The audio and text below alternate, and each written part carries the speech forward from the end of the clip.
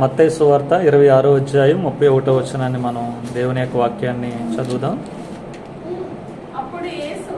అప్పుడు యేసు వారిని చూచి, ఈ రాత్రి మీరందరూ నా విషయమై మీరు అభ్యంతరపడెదరు. ఏలయనగా గొర్రెల కాపరిని కొట్టుదును, మందలోని గొర్రెలన్నీ కూడా చెదిరిపోవును అని వ్రాయబడి ఉన్నది కదా. చూడండి, యేసుక్రీస్తు వారు ఆ రాత్రి ఆయన అప్పగించబడతాడనమాట. యేసుక్రీస్తు వారు రోమా సైనికులు, మరి పరిసయ్యులు, శాస్త్రులు, ధర్మశాస్త్రోపదేశకులు వీళ్ళందరూ కూడా యేసుక్రీస్తు వారిని చంపడానికి వాళ్ళు ఒక ఆలోచన చేసుకుని ఉన్నారు. ఆయన పట్టుకోవడానికి ఆయన దొరికేటువంటి స్థలం గురించి వాళ్ళకి ఇన్ఫర్మేషన్ చెప్పేటువంటి వాళ్ళు కావాలన్నమాట.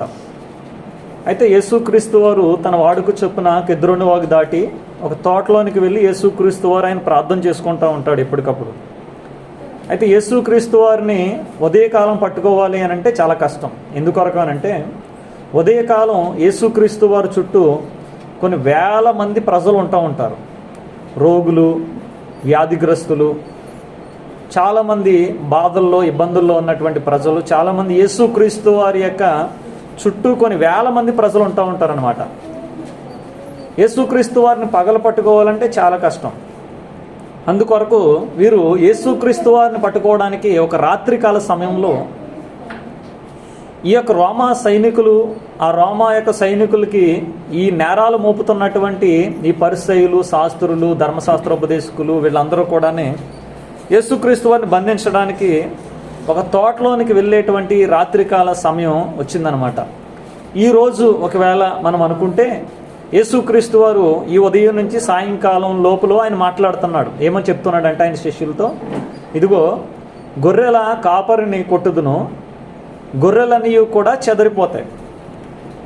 ఈ చెదరిపోయినటువంటి గొర్రెలు మరి ఏమైపోతాయి? ఈ గొర్రెలు చెదరిపోతే ఏమైపోతాయి అంటే, గొర్రెలు ఏ తోడేళ్ళకు దొరుకుతాయో తెలీదు, ఏ సింహాలకు దొరుకుతాయో తెలీదు, ఏ యొక్క మృగములకు దొరుకుతాయో తెలీదు. ఈ చెదరిపోయినటువంటి గొర్రెల విషయంలో దేవుని యొక్క ఆలోచన ఏమిటి అనే విషయాన్ని మనం గ్రహించాలి. నేను గొర్రెల కాపరిని కొట్టుదును, గొర్రెల కాపరిని కొట్టగానే ఆ చుట్టూ ఉన్నటువంటి గొర్రెలన్నీ కూడా చెదిరిపోతాయనంట. దీనినే యోహాను తన సువార్తలో ఎలా రాస్తాడు అని అంటే, చూడండి 16వ అధ్యాయము, యోహాను రాసినటువంటి సువార్త 16వ అధ్యాయము, యోహాను సువార్త 16వ అధ్యాయం 32వ వచనం నుంచి చూడండి. యోహాను సువార్త 16వ అధ్యాయము 32వ వచనం చదవము. ఇదిగో మీలో ప్రతి వాడును ఎవని ఇంటికి వాడు చెదరిపోయి నన్ను ఒంటరిగా విడిచిపెట్టేటువంటి గడియ వచ్చే ఉన్నది. అయితే తండ్రి నాతో ఉన్నాడు గనుక నేను ఒంటరిగా లేను, నా యందు మీకు సమాధానము కలుగునట్లు ఈ మాటలు మీతో చెప్పుచూ ఉన్నాను. లోకములో మీకు శ్రమ కలుగును, అయినను మీరు ధైర్యము తెచ్చుకొనుడి, నేను లోకమును జయించి ఉన్నానని యేసుక్రీస్తు వారు చెప్తున్నాడు. ఆయన అంటే సిలువ వేయబడి ప్రజల మధ్యన ఏ విధమైనటువంటి కనీసం ఒక మాట కూడా మాట్లాడినటువంటి యేసుక్రీస్తు లోకాన్ని ఎలా జయించాడు? తను కొడుతున్న వారిని, తను హేళన చేస్తున్న వారిని, తను చంపుతున్నటువంటి వారిని, చివరికి నేరము చేసి రుజువు చేయబడినటువంటి, తనతో సిలువ వేయబడినటువంటి దొంగలు కూడా యేసుక్రీస్తు వారిని తక్కువ చేసి హేళన చేసి మాట్లాడుతూ ఉంటే, యేసుక్రీస్తు వారు లోకమును ఎలా జయించాడు అంటే, పగతో రగిలిపోతున్నటువంటి, ద్వేషంతో రగిలిపోతున్నటువంటి, కక్షలతో రగిలిపోతున్నటువంటి వారి హృదయాల్లో నిజమైన ప్రేమ ఎలా ఉంటుంది? ఒక నిజమైన ప్రేమ ఎంతగా సహించుకుంటుంది, ఒక నిజమైనటువంటి ప్రేమ ఎంతగా ఓర్చుకుంటుంది అనే విషయాన్ని యేసుక్రీస్తు వారు తన శిలువ యొక్క మరణములో ప్రత్యక్షంగా వాళ్ళకు చూపించాడు. ఈ ప్రేమ ఎప్పుడైతే యేసుక్రీస్తు వారిలో నుంచి వారు కొడుతూ ఉన్నటువంటి ఆ కొరడా దెబ్బల్లో నుంచి యేసుక్రీస్తు వారి యొక్క ప్రేమ పరిమళిస్తూ ఉన్నదన్నమాట. ఆ మేకులు కొడుతూ ఉన్నటువంటి కాళ్ళు చేతుల్లో నుంచి యేసుక్రీస్తు వారి యొక్క ప్రేమ వారికి ఎంతో పరిమళ సువాసనగా వారికి వ్యాపిస్తూ ఉన్నది. చివరికి యేసుక్రీస్తు వారు సిలువ వేయబడిన తర్వాత ఆ తరువాతి దినం విశ్రాంతి దినము గనుక, మహావిశ్రాంతి దినము గనుక, మహావిశ్రాంతి దినమున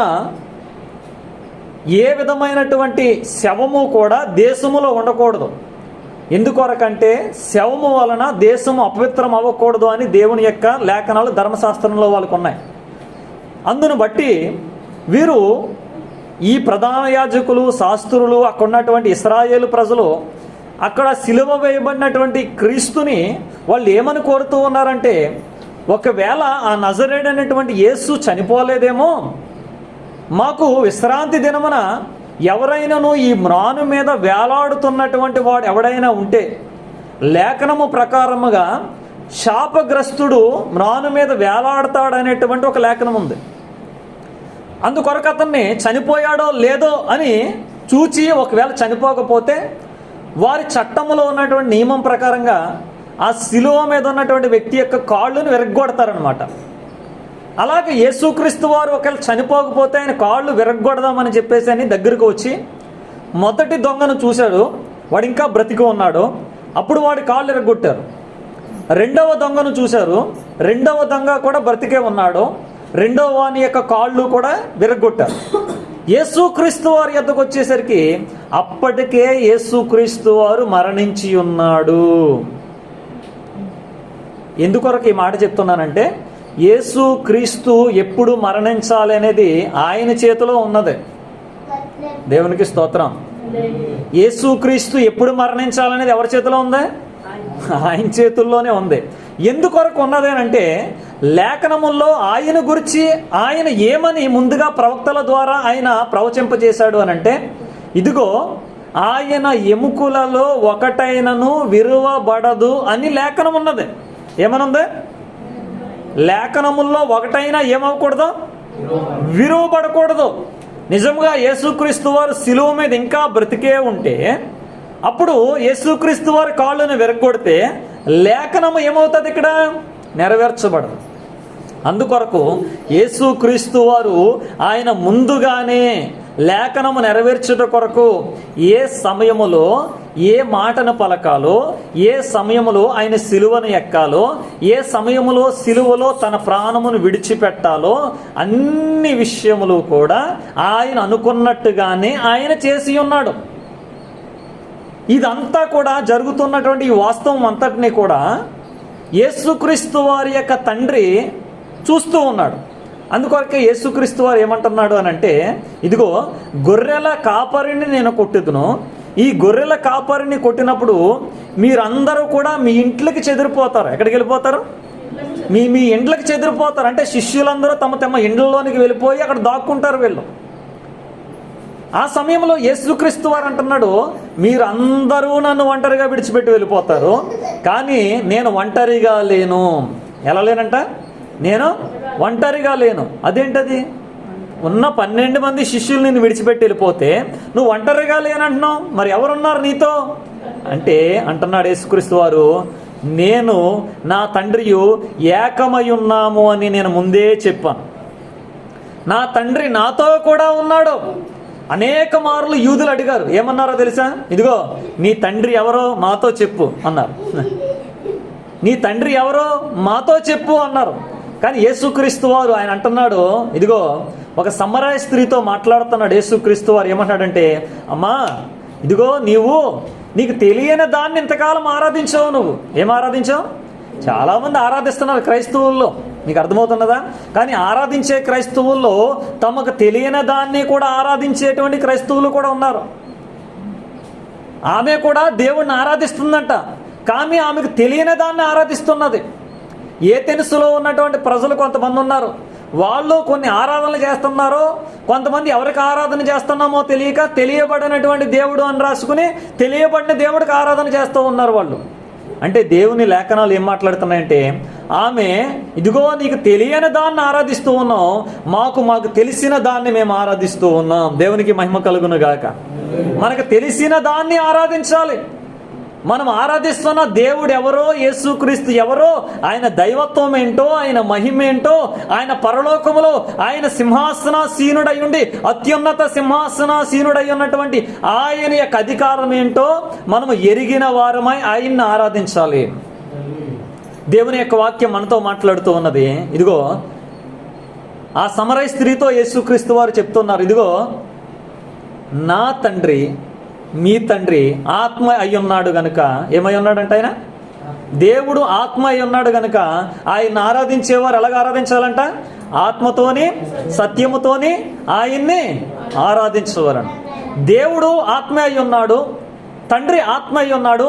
ఆ ఆత్మ అయి ఉన్నటువంటి తండ్రి అయి ఉన్నటువంటి దేవుడు, ఆత్మ అయి ఉన్నటువంటి తండ్రి అయినటువంటి దేవుడు యేసుక్రీస్తు వారితో కూడా ఉన్నాడు. ఆమేన్. యేసుక్రీస్తు వారితో పాటు ఉన్నాడు. కానీ ఆత్మయ్య ఉన్న దేవుడిని ఎవరో చూడట్లేదు. ఆత్మయ్య ఉన్నటువంటి దేవుడు ఎవరికే కనిపించట్లేదు. యేసుక్రీస్తు వారితో ఉన్నటువంటి ఆ తండ్రి ఎవరో వారికి అర్థం కావట్లేదు. ఎక్కడున్నాడు ఆయన? తండ్రి ఎక్కడ నివసిస్తున్నాడు? కుమారునిలో నివసిస్తున్నాడు. కుమారుడు ఎక్కడ నివసించేవాడు? తండ్రిలో నివసించేవాడు. జాగ్రత్తగా అర్థం చేసుకోవాలి. కుమారుడు ఇదిగో కుమారుడు తండ్రి రొమ్మున ఏమై ఉన్నాడంట? తండ్రి రొమ్మున ఉన్నాడంట. తండ్రి రొమ్మున ఉన్నాడు, తండ్రిలో ఉన్నాడు కుమారుడు పరలోకంలో. కానీ భూలోకంలో కుమారునిలో ఉన్నాడు తండ్రి. ఎక్కడున్నాడు? ఆత్మయ్య ఉన్నటువంటి తండ్రి కుమారునిలో ఉన్నాడు. అందుకొరకే కుమారుడు ఆరాధనకు యోగ్యుడై ఉన్నాడు. కుమారుడు ఆరాధనకే అర్హుడై ఉన్నాడు ఆయన. కనుక ఈ యేసుక్రీస్తు ఆయన అంటున్నాడు, నా తండ్రి నాతో కూడా ఉన్నాడు అంటున్నాడు. వీళ్ళకి ఏం అర్థం కావట్లేదు. మీతో ఉన్నాడా? అవును, నాతోనే ఉన్నాడు. ఆ ఆత్మయే యేసుక్రీస్తు వారు బాప్తిసం పొందిన తర్వాత అరణ్యములో అపవాది చేత శోధించబడుటకు ఈ ఆత్మయే తీసుకుని వెళ్ళింది. ఏం చేసింది? ఈ ఆత్మ ఏం చేస్తున్నదే? తీసుకుని యేసుక్రీస్తు వారిని తీసుకెళ్ళింది. అంటే తండ్రి అయి ఉన్నటువంటి దేవుడు, ఆత్మస్వరూపిగా ఉన్నటువంటి దేవుడు కుమారుడిని శోధించబడుటకు తీసుకుని వెళ్ళాడు. 40 రోజుల పాటు ఆయన ఆహారము కానీ ఏది ముట్టుకోకుండా సాతాను శోధించినటువంటి శోధనల్లో యేసుక్రీస్తు వారు జయించి ఉన్నాడు ఆయన. ఆమేన్. ఏం చేశాడు ఆయన? జయించాడు ఆయన. 40 రోజులు ఆకలితో ఏమీ తినకుండా క్రూర మృగముల మధ్యన ఆయన నివసించి ఆయన అపవాదిని సాతాన్ని జయించాడు ఆయన. ఆయన అంటున్నాడు, ఏమంటాడంటే, ఇదిగో మీరందరూ నన్ను విడిచిపెట్టి వెళ్ళిపోతారు, కానీ నేను ఒంటరిగా లేను, నేను లోకమును జయించి ఉన్నాను. ఏం జయించాడంటే ఆయన? లోకమును జయించి ఉన్నాను. అయితే మీకు ఒక శ్రమ కలుగుతుంది, మీరు మాత్రం ఏమవ్వద్దు, మీరు భయపడకండి, ధైర్యము తెచ్చుకోనండి. ఎందుకొరకంటే నేను లోకమును జయించి ఉన్నాను. ఏం జయించాను? మీరు భయపడకూడదు. క్రైస్తవులుగా మీరు భయపడకూడదు. ఎందుకొరకంటే యేసుక్రీస్తు వారు ఆయన మరణాన్ని జయించాడు. చెప్పండి, ఏం జయించాడు ఆయన? యేసుక్రీస్తు వారు ఏం జయించాడు ఆయన? మరణాన్ని జయించాడు. ఇప్పుడు మరణాన్ని జయించిన తర్వాత మనుషులందరూ భయపడేది దేనికి? మరణానికే. ఒక్క మరణానికే భయపడతాడు మానవుడు, ధనవంతుడైనా డబ్బున్నవాడు. ఇప్పుడు ఒక రోడ్డు మీద వెళ్తూ ఉన్నప్పుడు చాలాసార్లు పక్కన వాళ్ళు చెప్తూ ఉంటారు, అది 5 కోట్లన్నీ కారు అని చెప్పేసి అంటూ ఉంటారు. ఇది ఒక 2 కోట్ల కారు అంటూ ఉంటారు. అంటే కొంతమంది డబ్బున్న వాళ్ళు వెళ్తున్నప్పుడు కొన్ని కోట్ల రూపాయల కారులు ఉంటాయి, కానీ ప్రతి కారులో కూడా ఎన్ని కోట్ల రూపాయల కారు అయినా దానికి ఎయిర్ బ్యాగ్స్ ఉండాలి. ఏముండాలి? ఎయిర్ బ్యాగ్స్ ఉండాలి. దేని కొరకు? 5 కోట్లు మ్యాటర్ కాదు, అందులో 5 లక్షల రూపాయలు ఎయిర్ బ్యాగ్ ఉందా లేదనేది ఇంపార్టెంట్ అక్కడ. ఎందుకంటే ప్రాణ భయం. అంటే ప్రతి ధనవంతుడికి, గొప్పవాడికి, ఎవ్వరికైనా సరే ఏముంటుంది చెప్పండి? ప్రాణ భయం ఉంది. యేసుక్రీస్తు వారు నమ్ముకున్న వారికి ఏ భయం ఉండదో తెలుసా? ప్రాణ భయం ఉండకుండా దేవుడు ఆ పిల్లల్ని మరణ భయం నుంచి విడిపించాడు. ఆమేన్. మరణమునకు భయపడవలసిన పని లేదు. యేసుక్రీస్తు వారు ఎప్పుడైతే ఈ లోకమునకు వచ్చి పాపమునకు ఫలితమైనటువంటి మరణం ఏదైతే ఉన్నదో ఆ మరణం అనేటువంటి శిక్షను తానే భరించి తన ప్రజలకి జీవాన్ని ఇచ్చాడు ఆయన, తన ప్రజలకు పునరుద్ధానాన్ని ఇచ్చాడు ఆయన, తను నమ్మినటువంటి వారికి ఆయన నిత్య జీవాన్ని ఇచ్చాడు ఆయన. ఆమేన్. మనం భయపడని అవసరం లేదు దేనికి కూడానే. నేను లోకమును జయించాను, మీరు ధైర్యము తెచ్చుకోండి. నేను పాపాన్ని జయించాను, మీరు ధైర్యము తెచ్చుకోండి. యేసుక్రీస్తు వారు చెప్తున్నాడు. మీరు అందరూ భయపడి వెళ్ళిపోతున్నారు, ఈ రోజున భయపడి వెళ్ళిపోతున్నారు. కానీ నా మీద ఉన్న, నాతో ఉన్న ఆత్మ ఏదైతే ఉన్నదో, ఇదిగో మరలా మీ మీదకి యోవేలు ద్వారా నేను చెప్పినట్టుగా ఆ పరిశుద్ధాత్మ మీ మీదకి వస్తుంది. ఆ పరిశుద్ధాత్మ మీ మీదకి వచ్చినప్పుడు మీరు శక్తిని అందుతారు. ఆ పరిశుద్ధాత్మ మీ మీదకి వచ్చినప్పుడు మీరే నా కొరకు సాక్షులుగా భూలోకంలో బయలుదేరతారు. మీరు అప్పుడు పేతురుకు ధైర్యం వచ్చేస్తుంది, యోహానుకు ధైర్యం వచ్చేస్తుంది, తోమాకు ధైర్యం వచ్చేస్తుంది. భయపడిన వాళ్ళందరికీ కూడా యేసుక్రీస్తు వారిని గురించి ప్రకటించడానికి ధైర్యం వచ్చేస్తూ ఉంటుంది. ఈ రోజున సువార్త ప్రకటిస్తున్నటువంటి చాలా మంది ధైర్యంగా మాట్లాడుతున్నారు. ఈ రోజున చాలా మంది చట్టాలు వీటిని రూల్స్ అడుగుతూ ఉంటే వీళ్ళు కూడా చాలా ధైర్యంగా మాట్లాడుతున్నారు ఈ రోజున సువార్త. వాళ్ళకి ఆ ధైర్యం ఎలా వచ్చేస్తుంది? వాళ్ళకి ఆ ధైర్యం ఎలా వస్తుంది అని అంటే వారి మీద ఉన్న దేవుని ఆత్మ మూలముగా వారికి ఆ ధైర్యమును దేవుడే ఇచ్చుచున్నాడు. ఆమేన్. కోట్ల కోట్ల జాలర్ల గుంపు ఏమవ్వాలంట? పరుగు పరుగున వల వేయాలి. ఎంత చక్కగా రాస్తారండి ఆయన బర్క్మన్ సాయి గారు. కోట్ల కోట్ల జాలర్ల గుంపు పరుగు పరుగున వెళ్ళి వలలు వేయాలి. ఏం చేయాలంట? పాడి పాడి చేపలు పట్టి పరమదేవునికి ప్రజను చేర్చాలంతే. ఈ భూమి మీద మన పని ఏంటంటే నశించిపోతున్నటువంటి ప్రజల్ని రక్షించి పరమదేవుని యొక్క చెంతకు చేర్చడమే ఈ భూమి మీద మనకు ఉన్నటువంటి పని. ఇదే దేవుడు మనకు నియమించినటువంటి దేవుని చిత్తమై ఉన్నది ఇది. కనుక మన వంతుగా మన యొక్క పరిస్థితుల్లో మన పక్కన్నటువంటి వారికి యేసుక్రీస్తు అనబడినటువంటి రక్షకుడిని మనం ప్రకటించాలి. మనం దేవుని యొక్క ప్రజలారా, దేవుని యొక్క వాక్యం మాట్లాడుతోంది. ఇదిగో మీరందరూ నన్ను ఒంటరిగా విడిచిపెట్టి వెళ్ళిపోయినా నా తండ్రి నాతో ఉన్నాడని చెప్పినటువంటి యేసుక్రీస్తు వారు ఆయన మనకేం చెప్తున్నాడు తెలుసా? ఒకవేళ మిమ్మల్ని అందరూ ఒంటరి చేసి విడిచిపెట్టి వెళ్ళిపోయినా మీ తండ్రి మీతో ఉంటాడు. దేవుని ఆత్మ మీ తోడుగా ఉంటుంది. నేను ఇమ్మానుయేలుగా వచ్చాను, మీకు తోడు ఉండడానికి వచ్చానని ఆయన సెలవిస్తున్నాడు. ఆయన దేవుని లేఖనాలు మాట్లాడుతూ ఉన్నాయి. చూడండి, యేసుక్రీస్తు వారిని అందరూ విడిచిపెట్టి వెళ్ళారు. ఎందుకొరకంటే అప్పుడు యేసుక్రీస్తు వారు పునరుద్ధానుడే తిరిగి లేవలేదు కనుక వాళ్ళకి ఇంకా నిరీక్షణకు ఆధారం దొరకలేదు. శిష్యులకి వాళ్ళకి నమ్మకం కుదరలేదు. తర్వాత తాను ఎవరైతే కూడా తిరిగినటువంటి యేసుక్రీస్తు వారిని ఆయన సిలువ వేసి చంపారో ఆ యేసుక్రీస్తే మరలా తిరిగి పునరుద్ధానుడై శిష్యుల యొద్దకు వచ్చినప్పుడు వాళ్ళకి ఏమొచ్చిందంటే ఇంకా మరణానికి భయం లేదు. మరణానికి భయపడవలసిన పని లేదు. ఎందుకొరకంటే లాజర్ను బ్రతికిచ్చాడు. ఆయన 3వ దినాన పునరుద్ధానుడై తిరిగి లేచాడు. రేపు ఆయన కొరకు జీవించిన వారందరినీ కూడా మరలా ఆయన ఏం చేస్తాడో తిరిగి బ్రతికిస్తాడు. ఇది నిజం, ఇది వాస్తవం, ఇది సత్యమై ఉన్నదే. దేవుని యొక్క ప్రజలారా, యేసుక్రీస్తు వారు ఇదిగో గొర్రెల కాపర్ని కొట్టుదురు. గొర్రెలను ఏమైపోతాయంట? చెదిరిపోతాయి. ఎవరు కొడతారు? రోమీలు కొడతారా? ప్రధాన యాజకులు కొడతారా? శాస్త్రులు కొడతారా? ఎవరు కొట్టలేరు. యేసుక్రీస్తు వారిని ఎవ్వరూ కొట్టలేరు. ఎందుకు కొట్టలేరు అంటే ఒక వాక్యాన్ని మీకు నేను చదువుతాను, చూడండి. యోహాను సువార్త 18వ అధ్యాయంలో యేసుక్రీస్తు వారు చూడండి 18వ అధ్యాయంలో దేవుని యొక్క వాక్యం 2వ వచనం నుంచి చదవండి అమ్మా. యేసు తన శిష్యులతో పలుమార్లు ఆ యొక్క తోటకు వెళ్ళుచుండెను గనుక ఆయన అప్పగించేటువంటి ఆయన శిష్యుల్లో ఒకడుగా ఉన్నటువంటి ఇస్కారియోతు యోధాకే ఆ స్థలము తెలిసి ఉండి ఇంకెవరికి తెలీదు. వాళ్ళు ఎక్కడ ప్రార్థన చేసుకుంటారో, యేసుప్రభు ఎక్కడ ప్రార్థన చేస్తాడో అనేటువంటి స్థలము ఎవరికే తెలీదు. ఈ శిష్యులకు మాత్రమే తెలుసు. అందుకొరకే ఈ యొక్క ఇస్కారియోతు యోధాలోనికి సాతాను ప్రవేశించి ఏం చేసింది? ఇస్కారియోతు యోధాలోనికి ఏం చేసిందంట? సాతాను ప్రవేశించి, మీకేమర్థమవుతుంది? ఆత్మలు మనుషుల్లోనికి ప్రవేశిస్తూ ఉంటాయి. అవి అపవిత్రాత్మలు, దెయ్యపాత్మలు మనుషుల్లోనికి ప్రవేశిస్తూ ఉంటాయి. అలాగే డైరెక్ట్ ఈ దెయ్యాలు అపవిత్రాత్మలు కాదు. ఈ ఇస్కారియోతు యోధాలోనికి యేసుక్రీస్తు వారిని పట్టించడానికి ఎవరు ప్రవేశించాడు? డైరెక్ట్ సాతానే ప్రవేశించాడు. సాతాను ప్రవేశించి ఇప్పుడు చదవమ్మా. కావున యోధా సైనికులను ప్రధాన యాజకులు పరిసయ్యులు పంపినటువంటి బంట్రోతులను వెంటబెట్టుకుని దివిటీలతోనూ దీపములతోనూ ఆయుధములతోనూ అక్కడికి వచ్చెను. యేసు తనకు సంభవింపబోయేదంతా కూడా ఎరిగిన వాడై వారి యొద్దకు వెళ్ళి మీరు ఎవరిని వెతుకుచూ ఉన్నారని తిరిగి వెళ్ళి అడుగుతున్నాడు. ఆయనకి ఏం సంభవిస్తాదో ఎప్పుడు చెప్పాడు? ఆయన ఉదయకాలం చెప్పాడు. ఏమని చెప్పాడు? ఇదిగో ఈ రాత్రి గొర్రెల కాపరిని కొడతారో, ఈ గొర్రెల కాపరిని పట్టుకున్నప్పుడు మీరందరూ కూడా చెదిరిపోతారో అనేటువంటిది ముందుగా లేఖనం ఉన్నదే. దాని ప్రకారంగానే ఈ రాత్రి నేను యోధా సైనికులకి, బంట్రోతులకి, రోమా సైనికులు వీళ్ళందరికీ నేను ఏమవుతానో తెలుసా? పట్టబడతాను. పట్టబడినప్పుడు మీరందరూ భయంతో పారిపోతారు అని యేసుక్రీస్తు వారు చెప్పినట్టుగానే ఆ రాత్రి తోటలో ఆయన ప్రార్థన చేయించు ఉండగా ఎవరు వచ్చారు?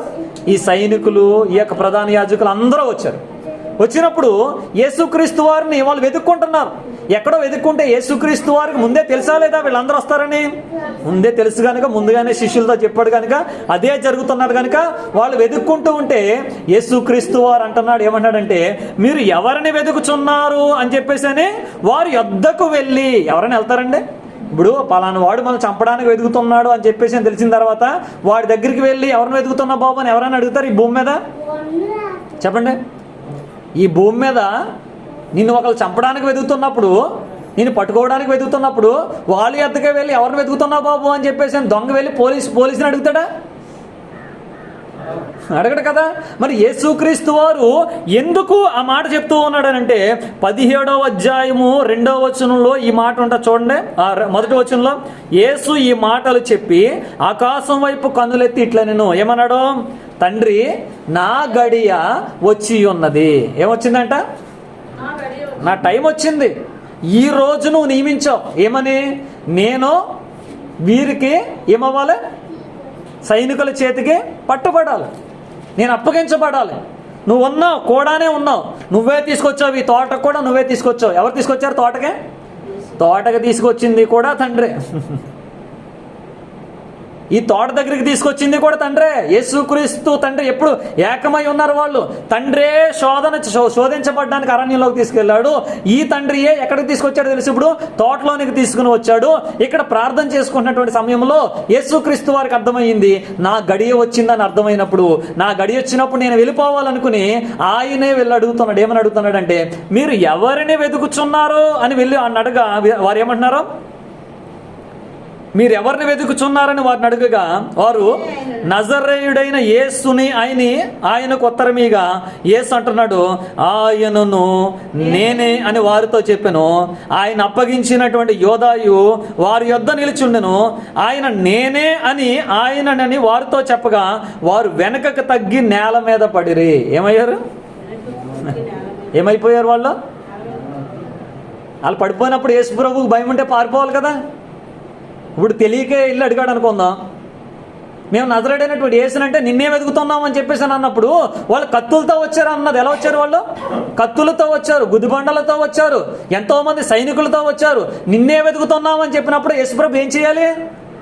వాళ్ళందరూ పడిపోయినప్పుడు పారిపోవాలి. కానీ ఆయన మరలా ఏం చేశాడో తెలుసమ్మా? మరలా చదవండి. నేనే అని వారితో చెప్పగా ఏమైపోయారంటే వాళ్ళందరూ కూడా వెనక్కి పడిపోయిన. మరలా ఆయన మీరు ఎవరిని వెతుకుచున్నారని వారిని అడిగాను. అందుకు వారు నజరేయుడైనటువంటి యేసుని అని చెప్పగా యేసు వారితో నేనే ఆయనని మీతో చెప్పి తిని గనుక మీరు నన్ను వెతుకుచున్న ఎడల వీరిని పోనీయుడి. ఏమండి? కాపరి, నిజమైన కాపరి దేవుని యొక్క వాక్యంలో ఉన్నది.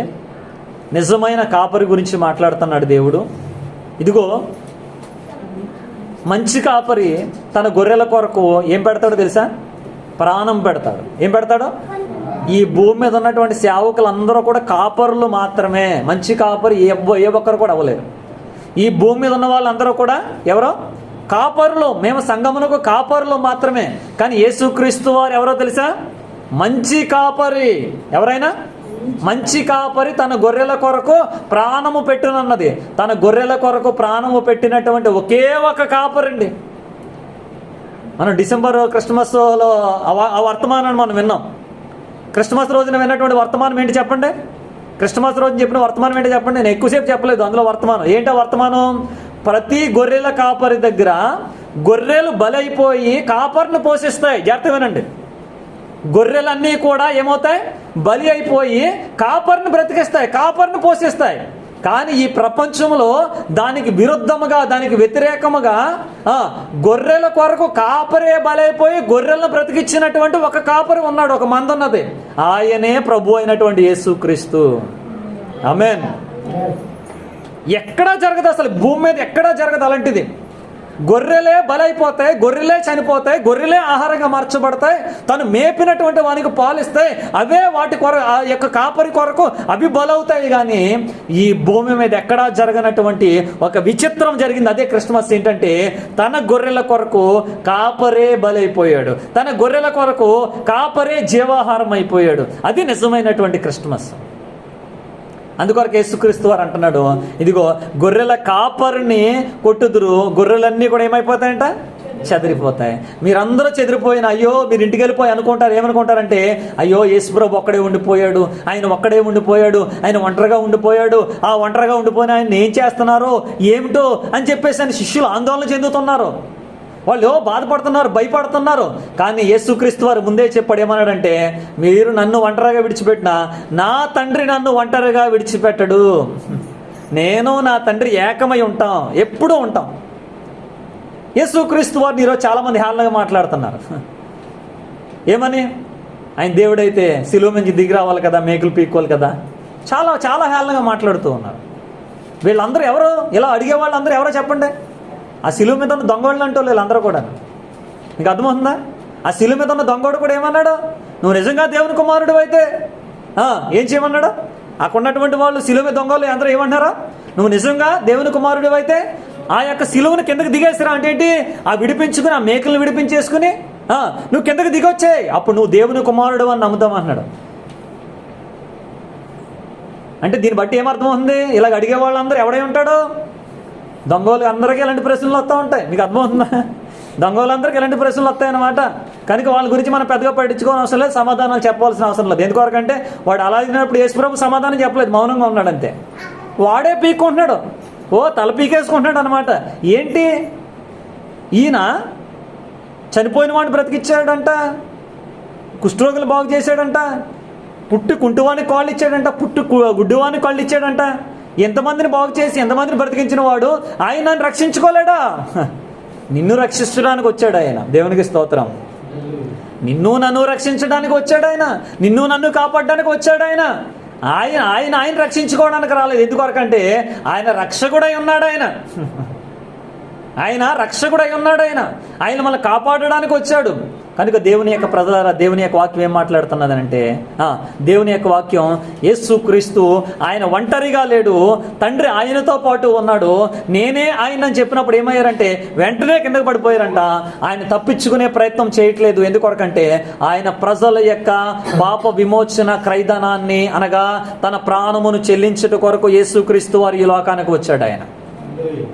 ఆయన ఏమి చెల్లించడానికి వచ్చాడో, ఆయన ఏమి ప్రాణం పెట్టడానికి వచ్చాడో, అది ఆ గడి వచ్చినప్పుడు, ఆ సమయం వచ్చినప్పుడు ఆయన అది చేశాడు. ఆయన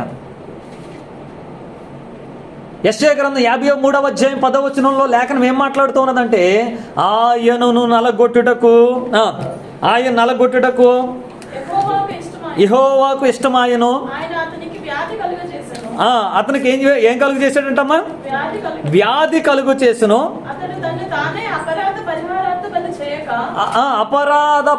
అపరాధానికి పరిహారము ఏంటది? ఆ ఆదాము చేసినటువంటి అపరాధము ఏదైతే ఉన్నదో ఆ అపరాధమునకు పరిహారము చెల్లించాలి. ఆ పరిహారమే క్రీస్తు యొక్క శిలువ బలి. చెప్పండి. అపరాధము చేసినటువంటి రోమీలకు రాసినటువంటి పత్రికలో చూడండి. రోమీలకు రాసినటువంటి పత్రిక 5వ అధ్యాయము, రోమీలకు రాసినటువంటి పత్రిక 5వ అధ్యాయము 15వ వచనం చదవం. కృపావరము కలుగలేదు, ఎట్లనగా ఒకని అపరాధము వలన ఈ లోకంలో ఉన్నటువంటి మానవ జాతి అంతయు కూడా మరణము అనేటువంటి శిక్ష చేత చనిపోయిన ఎడల మరి ఎక్కువగా దేవుని కృపయు అనగా యేసు క్రీస్తు అనేటువంటి ఒక మనుష్యుని కృప చేతనే దానమును అనేకులకు విస్తరించింది. అంటే అపరాధము అనేటువంటిది, అపరాధమునకు పరిహారము జరగాలి. మనుషుల అపరాధమునకు ఏం జరగాలి? పరిహారం జరగాలి. ఆ అపరాధ పరిహారం యొక్క బలియే యేసుక్రీస్తు వారు కలువరి సిలువలో ఆయన చెల్లించాడు. ఆయన దేవునికి మహిమ కలుగును గాక. బలి చెల్లించాడు, బలి ఇచ్చాడు. పాపమునకు అపరాధమునకు ఏమి చెల్లించాడంటే వెల చెల్లించాడు, బలి చెల్లించాడు. అది క్రీస్తు యొక్క శిలువ మరణం. దాన్ని ఇవ్వడానికే వచ్చాడు. ఇప్పుడు ఒక వ్యక్తి స్టేషన్లో, ఆయన పోలీస్ స్టేషన్లో ఉన్నాడు, జైల్లో ఉన్నాడు. జైల్లో ఉన్నటువంటి వ్యక్తికి పూచీకత్తు ఇవ్వడానికి వచ్చాడు. పూచీకత్తు ఇవ్వడానికి వస్తే వాళ్ళు ఏమన్నారు అని అంటే, బాబు పూచీకత్తు కింద 1,00,000 రూపాయలు కట్టమన్నారు. ఏం కట్టమన్నారు? 1,00,000 రూపాయలు కట్టమన్నారు. ఆ 1,00,000 రూపాయలు కట్టమనగానే ఆ వ్యక్తి ఏంటంటే, నేను 1,00,000 రూపాయలు కట్టను అని చెప్పేసి వెళ్ళిపోయాడు అనుకో, ఏమవుతుంది? ఆ వ్యక్తి ఆ శిక్షలోనే ఉంటాడు, ఆ జైల్లోనే ఉంటాడు. మరి ఎప్పుడైతే 1,00,000 రూపాయలు పూచీకత్తు కడతాడో అప్పుడు ఏమవుతాడు? అతను జైల్లో నుంచి విడుదల పొందుతాడు. అలాగే అపరాధము అనేటువంటి, పాపము అనేటువంటి దాని వలన వచ్చినటువంటి శిక్ష ఏంటది? మరణము. ఈ మరణమునకు ఏం చెల్లించడానికి వచ్చేప్పుడు ఆయన వెల చెల్లించడానికి, పూచీకత్తు ఇవ్వడానికి ఆయన వెల చెల్లించడం కొరకు వచ్చాడు. ఆ వెల ఏమిటి అనంటే, ప్రాణమునకు వెల ప్రాణమే. చెప్పండి. మనుష్యుని యొక్క ప్రాణమునకు వెల మరి యొక్క మనుషుని యొక్క ప్రాణమే. ప్రాణము వెల చెల్లిస్తే గానీ నీ ప్రాణం విడిపించబడదు. ఇక్కడ సమాధి గోతిలో నుంచి నీ ప్రాణము విడిపించబడాలి అనంటే, నరకములో నుంచి, పాతాళంలో నుంచి నీ ఆత్మ విడిపించబడాలి అనంటే, చెరలో నుంచి రావాలి అనంటే యేసుక్రీస్తు వారు ఈ లోకంలో ప్రాణం పెట్టవలసి వచ్చింది. అదే యేసుక్రీస్తు వారు చేసినటువంటి శిలువ యాగ బలి, పాప పరిహారార్థ బలి అయి ఉన్నది. అది దేవుని యొక్క లేఖనాలు మాట్లాడుతూ ఉన్నాయి. యేసుక్రీస్తు వారు ఆయన మన కొరకు చనిపోయాడు. ఆయన మన కొరకు చనిపోవడానికే వచ్చాడు. అది యెహోవాకు ఇష్టమైందంట. ఏమైంది? ఆయన నలగగొట్టుటకు, అంటే నలినలిగా ఆయన కొడతా ఉంటే అది ఆయనకి ఇష్టమైందంట. అతన్ని నలగగొట్టుటకు యెహోవాకు ఇష్టమాయను. చదవమ్మది. అతన్ని నలగొట్టుటకు యెహోవాకు ఇష్టమాయను, అతనికి వ్యాధి కలుగు చేసెను. అతడు తనకు తానే అపరాధ పరిహారార్థ బలిగా చేయగా అతని సంతానము చూచును, అతడు దీర్ఘాయుష్వంతుడగును. ఎవరు చూస్తారంట? ఇదిగో అంటున్నాడు. ఏమంటాడు తెలుసా? ఇదిగో ఆ సంతానమును ఎవరు వివరించెదరు? అపోస్తల కార్యములు అంటాడు. ఆయన సంతానమును ఎవరు వివరించెదరు? ఎవరైన సంతానం? అపోస్తల కార్యములు 8వ అధ్యాయము 32వ వచనం చూడండి. అతడు లేఖనమందు చదువుచున్నటువంటి భాగం ఏదనగా, ఆయన గొర్రె వలె వదకు తేబడును, బొచ్చు కత్తిరించు వాని ఎదుట గొర్రె పిల్ల ఎలాగూ మౌనంగా ఉండెను, అలాగే ఆయన నోరు తెరవకుండెను. ఆయన దీనత్వమును బట్టి ఆయనకు న్యాయ విమర్శ దొరక్కపోయిను. ఆయన సంతానము ఎవరు వివరింతురు? ఆయన సంతానమును ఎవరు వివరింతురు? ఎవరంట? ఆయన సంతానం. ఎవరి సంతానం చెప్పండి? గొర్రె పిల్ల యొక్క సంతానమును ఎవరు వివరింతురు? భూమి మీద దేవుని సంతానమునకు ఏమని లేఖనం మాట్లాడుతుంది? యెషయా గ్రంథంలో 53వ అధ్యాయం 10వ వచనం ఏమని లేఖనం మాట్లాడుతుంది అమ్మా? ఏమని మాట్లాడుతున్నదే? ఆయన సంతతి వారు ఆయన సంతానము చూచును. ఇశ్రాయేలు ప్రజలు దేవుడు ఏమన్నాడు తెలుసా? ఇదిగో మీరు నేను మేపిడి గొర్రెలై ఉన్నారు అన్నాడు. ఎవరు చూస్తారంట? యేసుక్రీస్తు వారిని నలగొడుతూ ఉంటే, యేసుక్రీస్తు వారిని పాప పరిహారార్థ బలిగా చెల్లిస్తూ ఉంటే ఎవరు చూస్తారని చెప్తున్నాడు దేవుడు. లేఖనం యెషయా ప్రవక్త ఆయన సంతానం. ఎవరు ఆ సంతానం? ఇశ్రాయేలు ప్రజలు, యూదులే ఆయన సంతానం. ఆయన సంతానం అంటే ఆయన వారికి ఏమై ఉన్నాడు? తండ్రి అయి ఉన్నాడు. వారి తండ్రిని వారే సిలువ వేసి చంపుతూ ఉన్నారు. ఇప్పుడు వారి రక్షకుడిని, వారి యొక్క రాజుని, వారి తండ్రిని వారే సిలువ వేసి చంపుతూ ఉన్నారు ఈ రోజున. దేవుని యొక్క ప్రజలారా, దేవుని యొక్క వాక్యం మాట్లాడుతుంది. తన బిడ్డల కొరకు, తన కుమారుల పాప పరిహారార్థ బలి కొరకు తన ప్రజల విడుదల కొరకు, విమోచన కొరకు ఆయనే బలి అవడానికి ఈ లోకానికి వచ్చాడు. ఆయన అతన్ని నలగొట్టుటకు తండ్రికి ఇష్టమైందంట. పాప పరిహారార్థ బలిగా తను తానే కుమారుడు అర్పించుకొనిచున్నాడంట. జాగ్రత్తగా ఆలోచించండి. యేసుక్రీస్తు వారిని ఎవ్వరో పట్టుకోలేదు, ఎవరో చంపడం ఎవరి వల్ల కాదు. ఆయన ఎప్పుడు కూడా తప్పించుకుని పారిపోవడం అనేటువంటి దాన్ని ఆయన గడి వచ్చినప్పుడు ఎప్పుడూ చేయలేదు. ఆయన ఏ కార్యము తండ్రి చిత్తం చేయడానికి వచ్చాడో అది జరిగించడం కొరకే యేసుక్రీస్తు వారు ఈ లోకానికి వచ్చాడు. దానికి ముంగుర్తుగానే ఏం చేశాడో తెలుసా? అబ్రహాముని, ఇస్సాకు యొక్క బలి అర్పణని దేవుడు ముందుగానే ఛాయారూపంలో చూపించాడు. ఎక్కడ చూపించాడు? ఛాయారూపంలో. తండ్రి యేసుక్రీస్తు వారిని సిలువ బలికి తీసుకెళ్తున్నటువంటి సందర్భం ముందుగా దేవుడు అబ్రహాము తన కుమారుడు అయినటువంటి ఇస్సాకు దగ్గర దేవుడు ఛాయగా చూపించాడు. ఆయన ఒక నీడగా చూపించాడు. ఏంటి? తండ్రి కుమారుని బలి ఇవ్వడానికి 3 రోజులంతా ప్రయాణము. ఎన్ని రోజుల ప్రయాణం? 3 రోజులంతా ప్రయాణం. ఆ మోరియా పర్వతం మీదకి తీసుకుని వెళ్ళి ఆ కుమారుడి చేతే కట్టెలు మోయించి ఆ కుమారుడి చేతనే ఏం చేస్తున్నాడో తెలుసా? ఆ బలిపీఠను పేర్పించి ఆ కుమారుడిని ఆ 2 చేతులు కట్టేసి ఆ బలిపీఠం మీద ఎవరు పెడుతున్నారో చెప్పండి ఇప్పుడు? ఆ తండ్రి చేస్తున్నటువంటి దాని యొక్క నిజస్వరూపం క్రీస్తులో జరిగింది. పరలోకపు తండ్రి తన కుమారుడైనటువంటి యేసు క్రీస్తు వారిని అబ్రహాము బలి ఇస్తున్నటువంటి ఆ బలి అర్పణకు ముంగుర్తుగా ఇక్కడ యేసు క్రీస్తు వారిని పరలోకపు తండ్రి ఏం చేస్తున్నాడంటే కల్వరి సిలువ మీదకి తీసుకుని వచ్చి ఆయనే బలిస్తున్నాడు. ఇది సిలువలో జరిగినటువంటి పరమార్థం. ఎప్పుడైతే ఈ సిలువలో యేసుక్రీస్తు వారు మరణించాడో, మీకు అర్థమవుతుందో? జాగ్రత్త వినాలి. ఎప్పుడైతే యేసుక్రీస్తు వారు సిలువలో తన ప్రాణం పెట్టాడో వెంటనే చనిపోయిన ఆదాము అని ఊపిరి పీల్చుకుని లేచాడు. ఎప్పుడైతే యేసుక్రీస్తు వారు తన ప్రాణము విడిచాడో ఆ ప్రాణము ఏమైందో తెలుసా? మొదటి అపరాధము వలన చనిపోయినటువంటి ఆదాములోనికి ఆ ప్రాణం వచ్చింది. మొదటి అపరాధం వల్ల చనిపోయినటువంటి ఆదాములోనికి ఆ జీవం వచ్చింది. మొదటి అపరాధం వల్ల చనిపోయినటువంటి ఆదాములోనికి ఆ మహిమ వచ్చింది. ఆ మహిమే, ఆ ప్రాణమే, ఆ జీవమే ఈరోజు మనలోనికి వచ్చింది. ఇది యేసుక్రీస్తు వారిలో ఉన్నటువంటి పరలోకపు సంబంధమైనటువంటి ఆశీర్వాదకరమైనటువంటి వర్తమానమై ఉన్నది. కనుక మన తండ్రి మనతో ఉన్నాడు. మనం ఎప్పుడు ఒంటరిగా లేము. మీరు ఎప్పుడు అనుకోకుండా నేను ఒంటరిగా ఉన్నానని, నేను ఒక్కదాన్నే ఉన్నానని, నేను ఒక్కడనే ఉన్నానని మీరు బాధపడకండి. ఎల్లప్పుడూ మీ తండ్రి మీతో కూడా ఉన్నాడు. ఆయన మీకు సహాయం చేస్తాడు. ఇదిగో యేసుక్రీస్తు లోకమును జయించి ఉన్నాడు. చెప్పండి, చెప్పండి. యేసుక్రీస్తు వారు లోకమును జయించి ఉన్నాడు. చిట్ట చివరి మాట ఏంటంటే ప్రకటన గ్రంథంలో ఒక మాట రాయబడి ఉన్న చూడండి, 2వ అధ్యాయంలో, ప్రకటన గ్రంథం 2వ అధ్యాయంలో ఈ మాట చదవండి దయచేసి. 7వ వచనం చదవమ్మా. చెవి గలవాడు ఆత్మ సంగములతో చెప్పుచున్నటువంటి మాట వినుగాక.